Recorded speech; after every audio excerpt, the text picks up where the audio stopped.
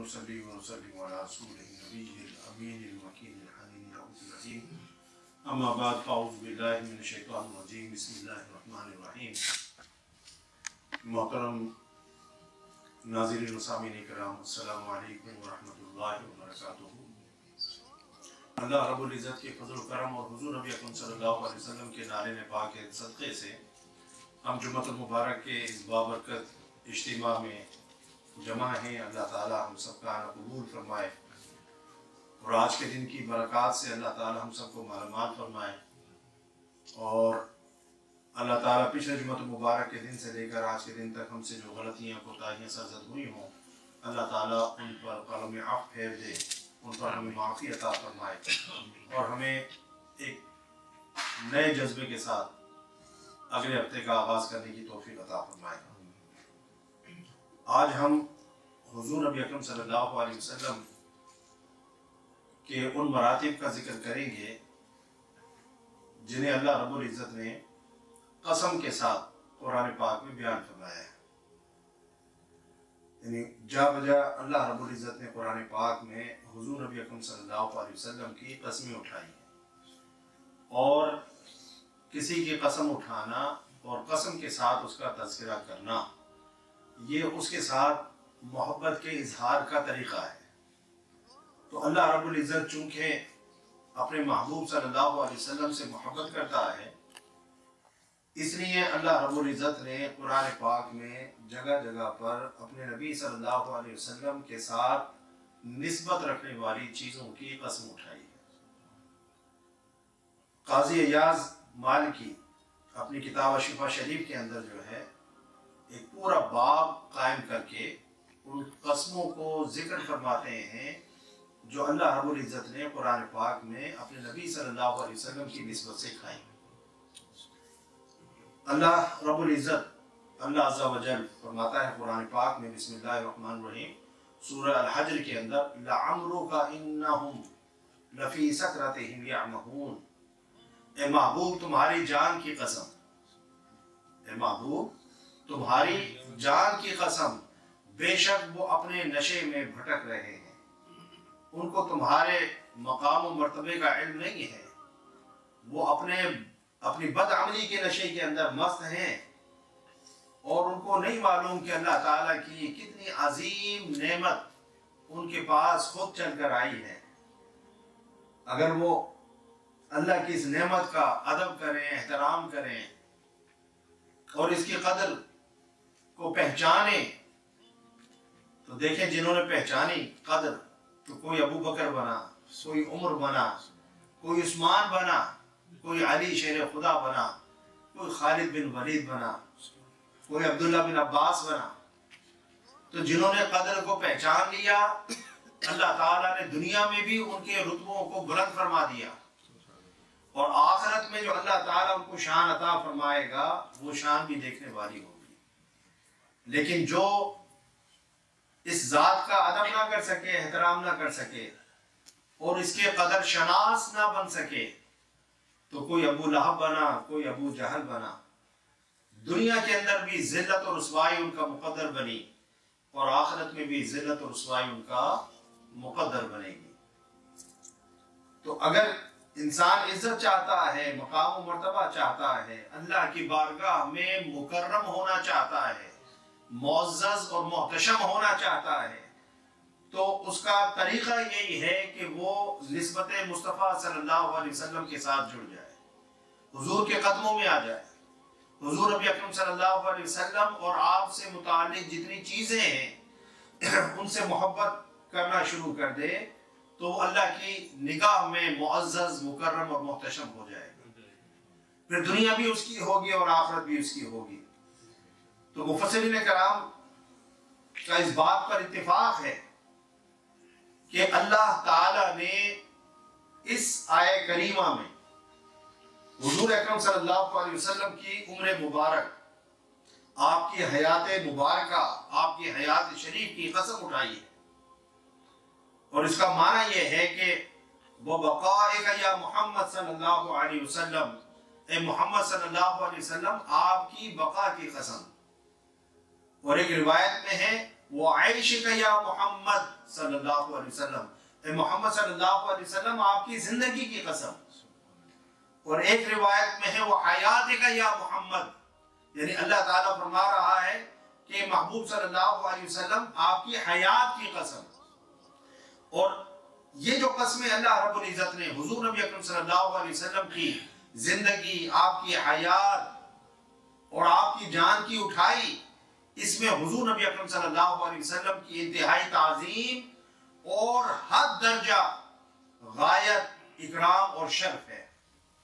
حضرت عبداللہ بن عباس رضی اللہ تعالیٰ عنہ سے مروی ہے، آپ جو ہے، اور اس کو امام ابو نعیم نے دلائل النبوہ کے اندر جو ہے بیان کیا، اور امام بہقی نے دلائل النبوہ کے اندر اس کو بیان کیا، کہ حضرت عبداللہ بن عباس رضی اللہ تعالیٰ عنہ روایت کرتے ہیں، بیان فرماتے ہیں کہ ما خلق اللہ تعالی وما زرع وما برع نفسا اکرم علیہ محمد صلی اللہ علیہ وسلم، کہ اللہ عز و جل نے کسی مخلوق کو حضور اکرم صلی اللہ علیہ وسلم سے بڑھ کر اپنی بارگاہ میں مکرم پیدا نہیں کیا. یعنی ایک طرف خالق ہے، باقی جو چیز بھی اللہ تعالیٰ نے پیدا فرمائی وہ اس کی مخلوق ہے، اور جمیع مخلوقات کے اندر اللہ تعالیٰ نے اپنے نبی صلی اللہ علیہ وسلم سے زیادہ مکرم کسی کو پیدا ہی نہیں کیا. تو اللہ کی بارگاہ میں تکریم کا سب سے اعلیٰ مقام جس ذات کو حاصل ہے وہ ہمارے نبی حضرت محمد مصطفیٰ صلی اللہ علیہ وسلم ہے. اور پھر کہتے ہیں کہ میں نے نہیں سنا کہ اللہ عز و جل نے آپ صلی اللہ علیہ وسلم کے سوا کسی کی زندگی کی قسم اٹھائی.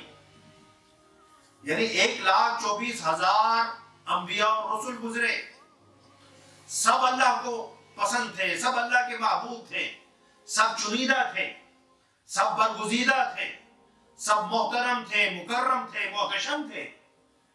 لیکن اللہ رب العزت نے حضرت آدم علیہ السلام سے لے کر حضرت عیسیٰ علیہ السلام تک کسی نبی کی زندگی کی قسم نہیں اٹھائی سوائے حضرت محمد مصطفیٰ صلی اللہ علیہ وسلم کے، کہ اللہ تعالیٰ اپنے محبوب صلی اللہ علیہ وسلم کی عمر اور حیات اور جان کی قسم اٹھا رہا ہے. تو اس سے ثابت یہ ہوا کہ حضور نبی اکرم صلی اللہ علیہ وسلم وقت پیدائش سے لے کر وقت وصال تک ہر قسم کے گناہ سے، معصیت سے، نافرمانی سے مبرہ تھے، پاک تھے، صاف تھے. آپ معصوم عن الخطا تھے، اور یہ کہ آپ کی طرف کسی گناہ کی نسبت کرنا یہ بھی ایک بہت بڑی جرت ہے، یہ بھی ایک بہت بڑا گناہ ہے کہ کسی گناہ کی نسبت رسول خدا صلی اللہ علیہ وسلم کی طرف کی جائے.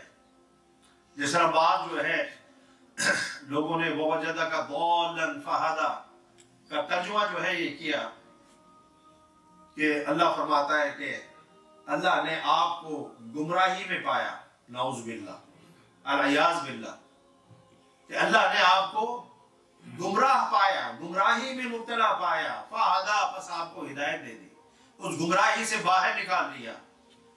تو جو ہادی اعظم بن کر آیا، جو ساری انسانیت کے لیے ایک رشد و ہدایت لے کر آیا، اور ایک ایسا اسوہ لے کر آیا کہ جس جیسا اسوہ کائنات میں کسی کا ہونا ہی نہیں تھا، اور جس کو اللہ تعالیٰ نے اخلاق کے اعلیٰ ترین درجے پر فائز فرمایا.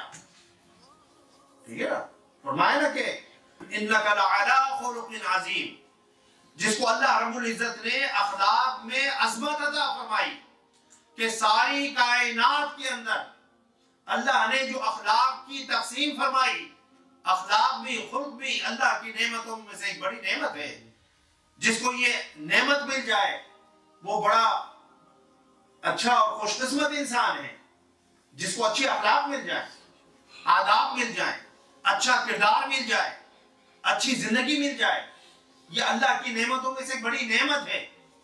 تو جنہیں زندگی کے اندر اللہ تعالیٰ نے اچھے اخلاق کی نعمت عطا فرمائی، ان ساروں کے اخلاق کو قیامت تک جمع کر لیا جائے تو میرے محبوب کے اخلاق ان سے اعلیٰ ہیں. سب کے اخلاق نیچے رہ جائیں گے، لیکن حضور نبی اکرم صلی اللہ علیہ وسلم کے اخلاق سب سے اعلیٰ ہیں، سب سے اونچے ہیں، سب سے فائق و برتر ہیں، تو آپ اندازہ کیجئے کہ وہ ذات جس کی جان کی، جس کی عمر کی، جس کی حیات کی، جس کی لائف کی اللہ تعالیٰ قرآن میں قسم اٹھا رہا ہے، تو کیا اللہ تعالیٰ جو ہے کسی ایسے شخص کی زندگی کی قسم اٹھا سکتا ہے جس میں سے کچھ زندگی جو ہے وہ اچھائی اور نیکی پر مبنی ہو اور کچھ زندگی میں جو ہے گناہ بھی ہو، معصیت بھی ہو، خلاف اولیٰ کام بھی ہو؟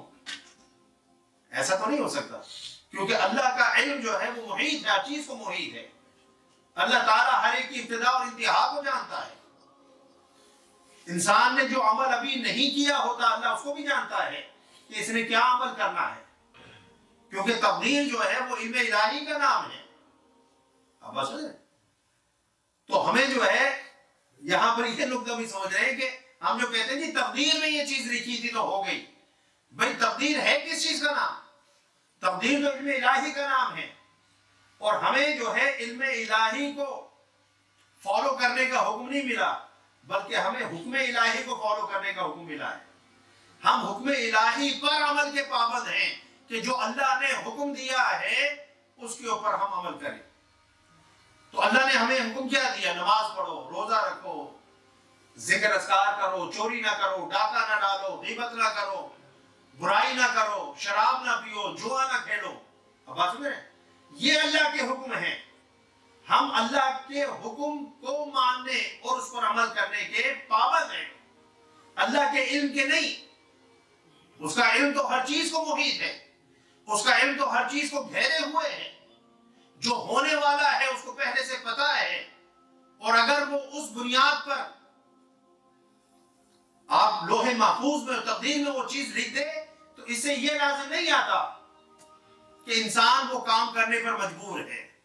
اللہ نے ہمیں کرنے اور نہ کرنے دونوں کا اختیار دیا ہے، آزادی دی ہے۔ تو عرض میں یہ کہہ رہا تھا کہ اللہ رب العزت نے حضور نبی اکرم صلی اللہ علیہ وسلم کی جو حیات مبارکہ کی قسم کھائی، تو اس سے مراد ولادت سے لے کر وقت وصال تک جو بھی وقت میرے نبی صلی اللہ علیہ وسلم نے زندگی کے اندر ظاہری حیات کے ساتھ گزارا ہے، تو اللہ تعالیٰ حضور نبی اکرم صلی اللہ علیہ وسلم کی زندگی کے ایک ایک لمحے کی قسم اٹھا رہا ہے۔ جب آپ پیدا ہوئے، جب آپ چھوٹے تھے، بچپنے میں تھے، لڑکپن میں تھے، جوانی میں تھے، ادھیڑ عمر میں تھے، وقت بعثت جو آپ کی عمر تھی، پھر آپ نے جو نبوت کے 23 سال گزارے، پھر آپ کا وصال ہوا، اس ساری زندگی کے اندر 63 سال کے اندر جتنے سیکنڈ، جتنے منٹ، جتنے گھنٹے، جتنے ایام، جتنے ہفتے اور مہینے اور سال گزرے، اللہ رب العزت ان تمام ساعتوں اور لمحات کی، گھڑیوں کی قسم اٹھا رہا ہے کہ میرے محبوب مجھے تیری زندگی کے ایک ایک لمحے کی قسم، انہم لفی سکرتہم یعمہون، بے شک یہ لوگ جو ہے اپنے نشے میں بھٹک رہے ہیں، ان کو کچھ پتہ نہیں ہے کہ آپ کیا ہیں، آپ کون ہیں، آپ کا مقام و مرتبہ کیا ہے، آپ کی اللہ کی بارگاہ میں شان و شوکت کیا ہے۔ جس کی آنکھوں سے پردے اٹھ جاتے ہیں پھر وہ بے ادبی نہیں کرتا، پھر وہ گستاخی نہیں کرتا۔ تو حضرت عبداللہ بن عباس رضی اللہ تعالیٰ عنہ فرمایا کہ اللہ تعالیٰ نے حضور اکرم صلی اللہ علیہ وسلم کے سوا کسی اور کی زندگی کی قسم نہیں اٹھائی۔ تو چونکہ اللہ نے حضور کی زندگی کی قسم اٹھائی، اس لیے جب وقت بعثت آیا اور حضور نبی اکرم صلی اللہ علیہ وسلم نے اپنی نبوت کا اعلان کیا کہ میں اللہ کا بھیجا ہوا نبی ہوں، رسول ہوں، میں خاتم النبیین ہوں، مجھ محمد کو بطور نبی اور رسول مانو، تو اس وقت حضور نبی اکرم صلی اللہ علیہ وسلم نے دلیل کے طور پر، کیونکہ ہمیشہ یہ ہوا کہ جب کسی نے دعوی نبوت کیا کہ میں اللہ کا بھیجا ہوا ہوں، اللہ کا نبی ہوں، تو لوگوں نے دلیل بھی مانگی نا۔ آپ جب کوئی دعویٰ کرتے ہیں تو اس کی دلیل جو ہے لوگ مانتے ہیں یا نہیں؟ آپ کہتے ہیں میں ڈاکٹر ہوں تو لوگ کہتے ہیں جی کدھر ہے آپ کا سرٹیفکیٹ؟ میں فلاں ہوں، میں فلاں ہوں، تو جب آپ کوئی دعویٰ کرتے ہیں تو اس کی دلیل بھی دیتے ہیں. تو میں نبی ہوں یہ بھی ایک دعویٰ تھا. تو اللہ تعالیٰ اپنے نبیوں کو جب وہ نبوت کا اظہار کرتے ہیں، نبوت کا دعویٰ کرتے ہیں، تو اس کی دلیل کے طور پر معجزات عطا فرماتا ہے. حضرت موسیٰ علیہ السلام سے جب فرعون نے کہا کہ تم کہتے ہو کہ میں اللہ کا رسول ہوں، نبی ہوں، تو کیا دلیل ہے؟ اللہ رب العزت نے حضرت موسیٰ علیہ السلام سے فرمایا کہ اپنا عصا، وہ ڈنڈا، وہ لاٹھی جو حضرت موسیٰ علیہ السلام کو حضرت شعیب علیہ السلام سے ملی تھی، حکم فرمایا کہ اس کو زمین پر چھوڑ دو. وہ عصا جب حضرت موسیٰ علیہ السلام نے زمین پر چھوڑا تو وہ ایک بہت بڑا اژدہا بن گیا، بہت خوفناک، بہت خطرناک، سائز کے اعتبار سے بہت بڑا اژدہا بن گیا. تو یہ حضرت موسیٰ علیہ السلام کی نبوت پر دلیل تھی. اور پھر جب وہ جادوگر آئے تو اس وقت بھی انہوں نے جب جادو کے زور سے جو ہے وہ سانپ بنائے اور لوگوں نے دیکھا کہ وہ سانپ جو ہے اس سے جو ہے وہ جگہ بھر گئی ہے، تو اللہ رب العزت نے حضرت موسیٰ علیہ السلام سے فرمایا کہ اپنے عصا کو زمین پر چھوڑ دو. وہ جو عصا تھا جب وہ اژدہا بنا تو اس نے سارے سانپوں کو وہ کھا گیا، وہ نکل گیا. تو یہ حضرت موسیٰ علیہ السلام کا معجزہ تھا. حضرت عیسیٰ علیہ السلام آئے تو آپ نے تو بچپن میں پنگوڑے میں کہا کہ انی عبداللہ آتانی الکتاب وجعلنی نبیا وجعلنی مبارکا اینما کنت. حضرت عیسیٰ علیہ السلام نے فرمایا میں اللہ کا بندہ ہوں، اللہ نے مجھے کتاب، حکمت، نبوت عطا فرمائی ہے اور مجھے مبارک بنایا، جہاں کہیں بھی میں ہوں گا میں مبارک ہوں. تو جو مبارک ہوتا ہے وہ ہر دور میں مبارک ہوتا ہے، وہ ہر وقت مبارک ہوتا ہے، وہ ہر جگہ مبارک ہوتا ہے. تو ہمارے نبی صلی اللہ علیہ وسلم نے جب دعوی نبوت کیا اور دلیل کی ضرورت پڑی تو حضور نبی اکرم صلی اللہ علیہ وسلم نے فرمایا فقد لبثت فیکم عمرا من قبلہ افلا تعقلون.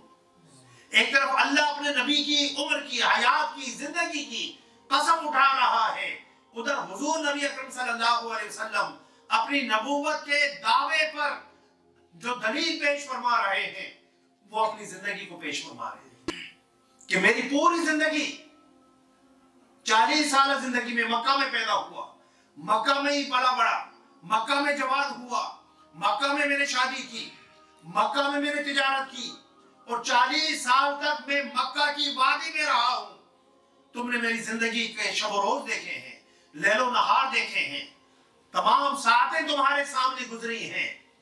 کیا تم نے میری زندگی کے اندر کوئی عیب پایا، کوئی نقص پایا، کوئی کمی کجی پائی؟ اگر میری زندگی میں، دیکھیں ابھی تو نبی بنے ہیں، ابھی تو نبوت کے بعد کی زندگی کا آغاز ہو رہا ہے، لیکن نبوت کے اوپر، اس دعوے کے اوپر جو دلیل زندگی بن رہی ہے وہ زندگی ہے جو آپ نے 40 سال پہلے گزاری. اب بات سمجھیں، ابھی بعد والی زندگی تو ابھی شروع ہو رہی ہے، نبوی زندگی تو شروع ہو رہی ہے، لیکن حضور نبی اکرم صلی اللہ علیہ وسلم نے اپنی پچھلی 40 سالہ زندگی کو اپنے دعوی نبوت کے اوپر دلیل بنایا. یعنی اگر کوئی حضور کی 40 سالہ زندگی میں اتنا سا بھی نقص نکال دیتا، اتنا سا بھی عیب نکال دیتا، تو اگر دلیل ٹوٹ جائے تو دعویٰ بھی ٹوٹ جاتا ہے، دلیل رد ہو جائے تو دعویٰ بھی رد ہو جاتا ہے، دلیل ریجیکٹ ہو جائے تو دعویٰ بھی ریجیکٹ ہو جاتا ہے. تو حضور نبی اکرم صلی اللہ علیہ وسلم نے اپنی زندگی، 40 سالہ زندگی کو دلیل کے طور پر پیش کیا. اگر وہ دلیل رد ہو جاتی تو پھر کام آگے کیسے بڑھتا؟ نبوت رد ہو جاتی. لیکن اللہ تعالیٰ نے حضور کو وقت ولادت سے لے کر وقت بعثت تک اور وقت بعثت سے لے کر وقت وصال تک ایسی مبارک حیات عطا فرمائی تھی، ایسی زندگی عطا فرمائی تھی جو ہر عیب، ہر نقص سے پاک اور مبرر تھی. اسی لیے تو اللہ تعالیٰ جو ہے اپنے نبی کی زندگی کی قسم اٹھا رہا ہے. لعمرک، اے محبوب تمہاری جان کی قسم، تمہاری زندگی کی قسم، تمہاری حیات کی قسم. تو قسم اللہ تعالیٰ اسی چیز کی اٹھائے گا نا جو پاک ہوگی، جو صاف ہوگی. ان اللہ یحب التوابین ویحب المتطہرین. اللہ توبہ کرنے والوں کو، پاکیزہ لوگوں کو پسند کرتا ہے. تو جس کی زندگی میں گناہ ہو وہ پاکیزہ کیسے ہوا؟ اس کا وہ لمحہ زندگی کا تو پاکیزہ نہیں ہو سکتا. گناہ کے ساتھ جو زندگی گزری ہو، گناہ کے ساتھ جو لمحات گزرے ہوں وہ پاکیزہ نہیں ہو سکتے، اور اللہ تعالیٰ پاکی کو پسند کرتا ہے۔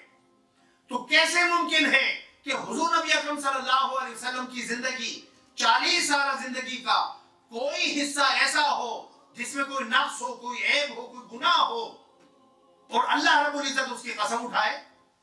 ایسا ہو نہیں سکتا۔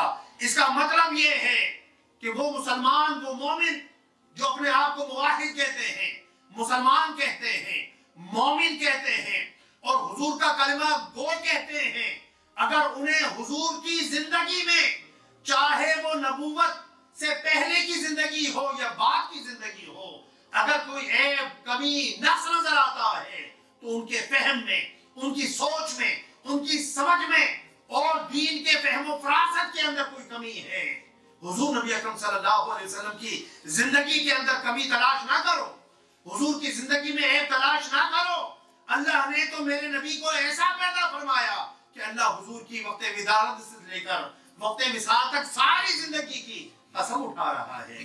تو رب جس چیز کی قسم اٹھائے وہ سرتاپا پاکیزہ ہوگی، وہ سرتاپا طاہر و مطہر ہوگی، وہ سرتاپا خوبیوں سے معمور ہوگی۔ اس لیے ثابت ہوا کہ ہمارے نبی صلی اللہ علیہ وسلم کی جو حیات مبارکہ ہے، وقت ولادت سے لے کر اپنی والدہ حضرت آمنہ رضی اللہ تعالی عنہا کے بطن اور رحم سے پیدا ہونے سے لے کر لحد کی گود میں جانے تک حضور نبی اکرم صلی اللہ علیہ وسلم پاکیزہ ہی پاکیزہ تھے۔ کوئی عیب، کوئی نقص، کوئی کمی، کوئی کجی، کوئی گناہ میرے نبی صلی اللہ علیہ وسلم کے قریب سے بھی نہیں گزرا۔ حضور پاک تھے، پاک ہیں، پاک رہیں گے۔ تو ہمیں اپنے عقیدوں کو جو ہے درست کرنے کی ضرورت ہے، اور اپنے عیبوں پر نگاہ ڈالو۔ حضور کی طرف یہ نسبت کرنے والوں اپنی زندگیوں پر نظر ڈالو، اپنے کرتوتوں پر نظر ڈالو، اپنے عیبوں پر، اپنی معصیت پر نظر ڈالو، سر شرم سے جھک جائے گی۔ اتنی اعلیٰ اور پاکیزہ ہستی کے اوپر بات کرنے سے پہلے یہ زبان گم کیوں نہیں ہو جاتی؟ یہ زبان بند کیوں نہیں ہو جاتی؟ اس زبان کی قوت گویائی چھین کیوں نہیں جاتی؟ یہ زبان اگر کھلے تو میرے مصطفیٰ کی تعریف میں کھلے، یہ زبان کھلے تو میرے مصطفیٰ کی ثنا میں کھلے، میرے مصطفیٰ کی نعت میں کھلے، میرے مصطفیٰ کے فضائل کے بیان میں کھلے، حضور کے شمائل کے بیان میں کھلے، حضور کے خصائل کے بیان میں کھلے، حضور کی فضیلتوں کے بیان میں کھلے، حضور کی سیرت کے بیان میں کھلے، حضور کے اسوہ کے بیان میں کھلے۔ یہ زبان حضور نبی اکرم صلی اللہ علیہ وسلم کی عیب اور نقص جو تھے ہی نہیں اس کے اندر کھلتی ہے، تو اس سے زیادہ پلید اور ناپاک زبان کوئی نہیں۔ 1000 بار بشویم دہن ز مشک و گلاب، 1000 بار بشویم دہن ز مشک و گلاب، ہنوز نام تو گفتن کمال بے ادبیست۔ شاعر کہتا ہے کہ میں اپنی زبان کو 1000 مرتبہ عرق گلاب سے، مشک کے پانی سے دھو لوں، تب بھی یہ محبوب آپ کے نام کو اس زبان سے لینا بے ادبی ہے۔ یہ ہے عاشقوں کا مشرب، یہ ہے عاشقوں کا طریقہ کہ حضور نبی اکرم صلی اللہ علیہ وسلم کا ذکر کرنے سے پہلے درود شریف پڑھتے ہیں، اپنی زبان کو پاک کرتے ہیں، پھر بھی حضور کا تذکرہ کرتے ہوئے ان کی زبان کپ کپاتی ہے، لرزتی ہے کہ کس عظیم ہستی کا تذکرہ ہم کرنے جا رہے ہیں کہ اگر کوئی ایک لفظ خلاف ادب زبان سے نکل گیا تو ایمان کی سلامتی برقرار نہیں رہتی۔ اللہ تعالی ہم سب کو حضور نبی اکرم صلی اللہ علیہ وسلم کا ادب کرنے، حضور کا احترام کرنے، اور اللہ نے جو ان کو شان عطا فرمائی ہے اس شان کو پہچاننے کی توفیق عطا فرمائے، اور ہمیشہ اللہ تعالی مرتے دم تک حضور نبی اکرم صلی اللہ علیہ وسلم کی محبت اور عشق کے جام بھر بھر کر عطا فرمائے، اور اسی طرح ہمارا خاتمہ فرمائے۔ وما علیہ